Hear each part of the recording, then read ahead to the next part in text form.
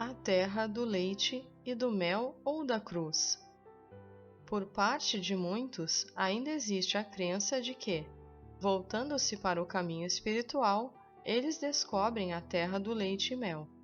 Há uma tal de terra sim, e eles bem podem estar no caminho para ela, mas só estarão nela depois de um longo tempo. É verdade que alguns estão um pouco à frente dos outros, mas em sua humanidade, eles nunca podem se tornar bons o suficiente para entrar na Terra Prometida. É somente quando eles morrem para sua mortalidade que eles podem entrar em sua cristandade plena. Uma coisa é eu reconhecer que o Cristo se encarna em você, e você compreender que o Cristo encarnou em mim. Outra coisa é chegar ao ponto de perceber que não existe um você e nem um eu, mas apenas a cristandade. Você está descobrindo, como todo mundo neste caminho, que há alguns passos dolorosos antes de chegar à Terra Prometida. O caminho para a coroa é a cruz, e isso não há como evitar. Problema após problema, nós vamos superando-os em nós mesmos e por nossos pacientes e alunos, até que, eventualmente, chegamos ao ponto em que os problemas não entram mais na nossa consciência. Porque atingimos a cristandade, mas até chegar a esse ponto é superar e superar, vencer e ultrapassar, até que Ele venha certo como Ele é. Ele é o Cristo encarnado em nós, quer sejamos santos ou pecadores. Até que se supere a boa humanidade, não se pode chegar à cristandade, porque a cristandade é um reconhecimento da verdade. Não há bom senão um só, que é Deus. Mateus 19:17. Ninguém superou sua humanidade completamente em seu período terreno, nem mesmo o Mestre. No Getsemane, o Mestre ainda queria ter o cálice afastado. Ele ainda queria que seus discípulos orassem por ele. Isso é humanidade. No estado de cristandade, não precisamos que ninguém fique acordado ou ore por nós. Isso porque nem temos cálices por afastar. Enquanto houver um traço que seja de humanidade em nós, encontraremos ocasião para alguém orar por nós e estaremos orando para termos certos cálices afastados de nossa experiência. A transição deste mundo para o reino da alma é gradual. Para quem quer que alcance o Espírito de Deus, sejam igualmente santos ou pecadores, uma vez que, se chega à realização de sua verdadeira identidade, sua cristandade é atingida, ainda que seja apenas um primeiro vislumbre que começa a surgir a partir do mundo do sentido material para o mundo da consciência espiritual. Aqueles de nós que tiveram um vislumbre de nossa alma ou da alma de outros perceberam que existe o reino da alma em cada um de nós. Um reino diferente do mundo em que vivemos. Esse mundo, que é composto meramente do clima e da paisagem, da saúde e da doença, ou da riqueza e da pobreza. Quanto mais nos elevamos na realização de nossa identidade crística, maior o grau de agitação interior.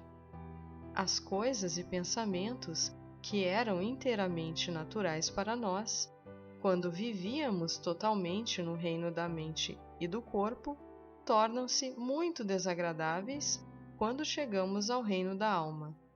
Histórias profanas e obscenas ferem os ouvidos e, apesar de não haver pecado em fumar e beber, exceto quando há uma excessiva indulgência sobre isso, essas coisas tornam-se ofensivas para nós, depois que permanecemos, ainda que por um momento, no reino da alma.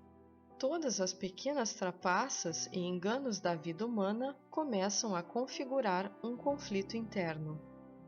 Entrar no reino da alma não é, na verdade, um tipo de salto para viver nas nuvens e, a partir daí, não ter mais consciência do resto do mundo. É uma evolução gradual, fora deste mundo para o mundo da alma.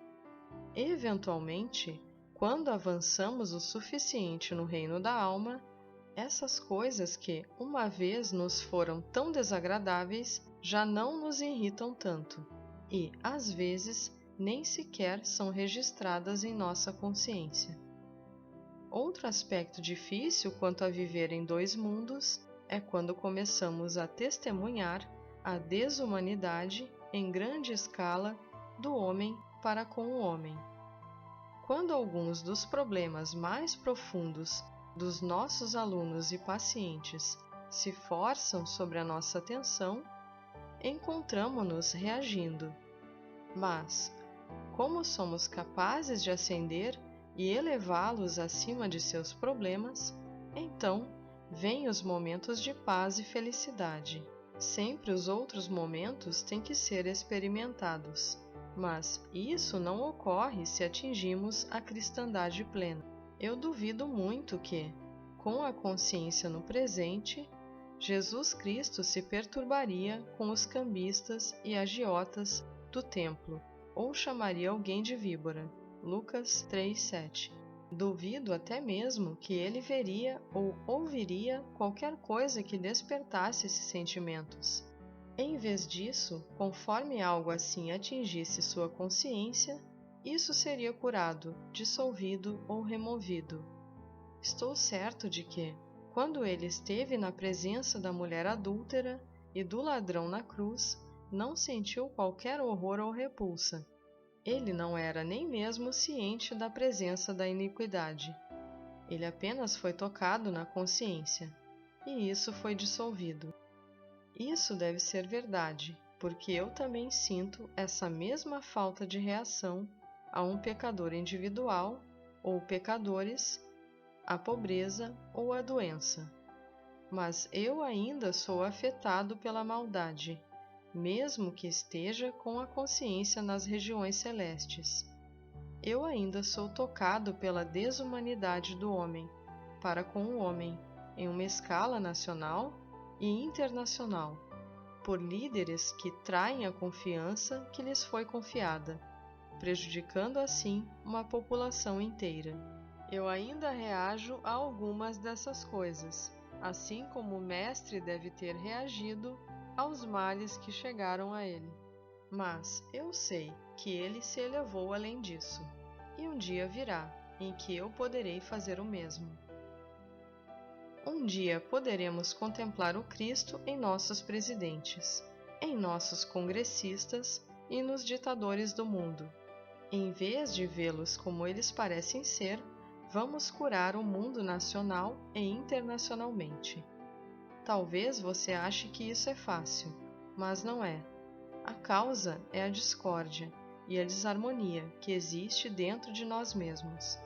E é por isso que este caminho não é fácil. Exige persistência até o dia em que poderemos olhar diretamente para a alma daqueles que consideramos os mais malvados e então contemplarmos a encarnação de Deus. Podemos ter certeza que, quando existirem pessoas capazes disso, haverá paz permanente na Terra. Além disso, as crianças da geração vindoura nascerão como a encarnação do Cristo, porque os pais vão concebê-los não em momentos de luxúria, mas em momentos de amor.